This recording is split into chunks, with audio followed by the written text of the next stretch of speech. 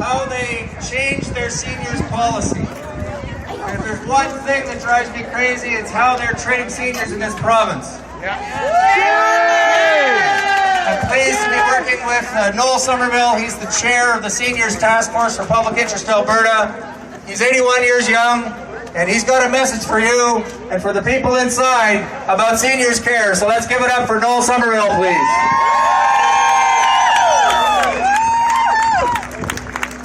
Hello, folks.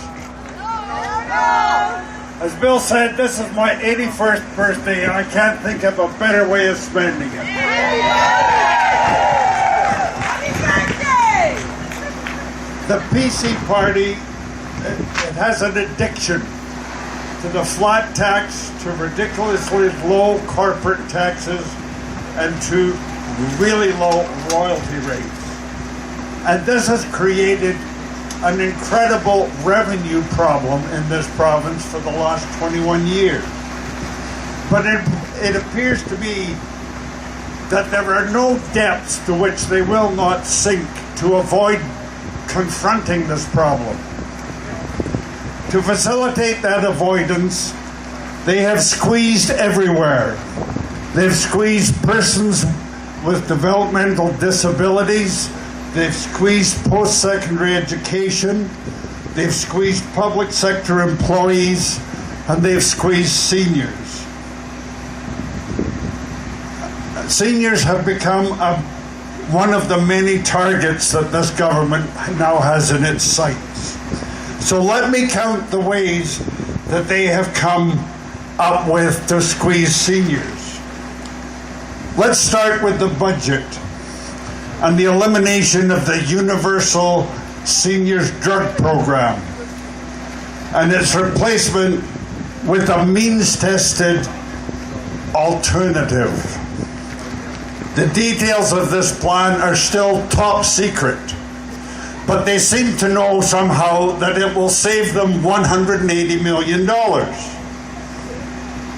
This happened despite solemn promises during the last election that means testing for seniors' drugs was off the table, and I quote. Number two, then they tinkered with the Alberta Seniors Benefit Program to make 9,000 of the poorest Alberta seniors ineligible for that benefit. Number three, then they cancelled the Senior School Property Tax Assistance Program that has helped 70,000 seniors to stay in their homes. They replaced it with a pay now or pay later with interest program that will cost them absolutely nothing. Number four, more recently they formalized the infamous first available bed within 100-kilometer policy. Can you believe it? It's a sick reminder of the government's failure to build the long-term care beds so obviously needed for a growing seniors population. They're so short of long-term care beds, we brought the last available care bed, and it's at one of the booths over there. And there's a handy commode to go along with it, and a pair of crutches if you need them. While you're there, I would suggest you pick up one of these brochures, the seniors, and a pamphlet on the seniors' cuts. The brochure is interesting. You tear the cover off and it becomes a Dear Alison postcard. And I'd like you all to fill out one of those, and we will present them to Alison quite soon now.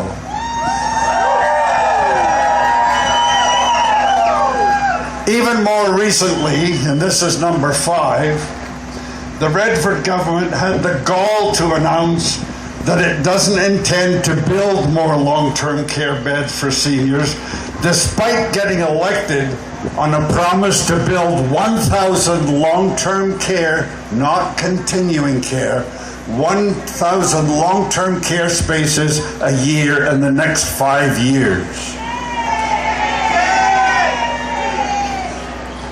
Number 6, not content with that, it is clear that they also intend to do away with the Nursing Home Act, which is the only piece of legislation in this province that guarantees minimum staffing levels in long-term care facilities. Apparently, the idea of providing basic nursing care to cognitively impaired, chronically ill, or profoundly frail seniors is what Minister Horn calls old-fashioned and outdated.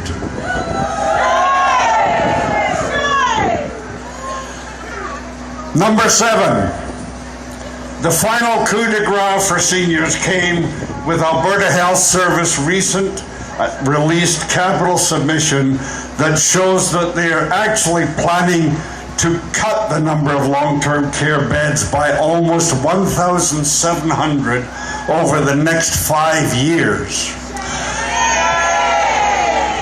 They say they are going to build 5,000 spaces. They don't say how many they're getting rid of. But 2/3 of those spaces are unfunded, and I quote. When you look at that, I have only 2 questions. How in hell do they sleep nights?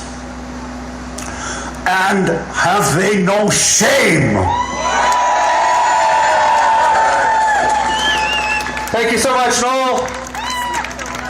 I think we need to send them a message.